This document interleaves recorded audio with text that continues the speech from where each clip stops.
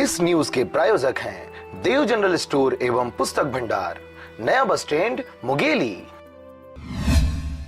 एक और सरकार द्वारा महिलाओं पर हो रहे अत्याचार के रोकथाम को लेकर अनेकों योजनाएं चलाई जा रही हैं। इसके साथ ही बीजेपी सरकार महिला सुरक्षा को लेकर दावे करती है, लेकिन जिले के पथरिया क्षेत्र में बीजेपी पार्टी के एक युवा नेता ने बीजेपी सरकार के महिला सुरक्षा को लेकर किए गए दावे की पोल खोलकर रख दी है।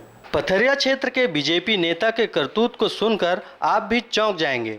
जी हां, टीवी स्क्रीन पर दिखने वाला रघु उर्फ राघवेंद्र वैष्णव नाम का पथरिया निवासी यह युवक महिला सुरक्षा के दावे करने वाली बीजेपी पार्टी का युवा नेता है, जिसके द्वारा पार्टी की ही महिला कार्यकर्ता के घर में घुसकर उसके साथ छेड़छाड़ जैसी घटना को अंजाम दिया गया है।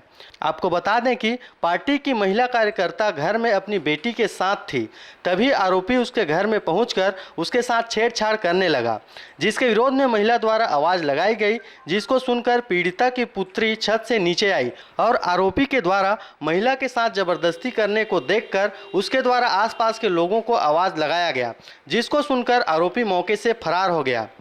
इस मामले की लिखित सूचना बीजेपी महिला कार्यकर्ता द्वारा पथरिया पुलिस को दी गई है। मामले की गंभीरता को देखते हुए पथरिया पुलिस टीम द्वारा आरोपी को तत्काल गिरफ्तार कर उसके खिलाफ आईपीसी की धारा 452, 354 के तहत अपराध पंजीबद्ध कर न्यायिक रिमांड में जेल भेज दिया गया है। पथरिया से कैलाश कुमार की रिपोर्ट, आरजे रमझाझर।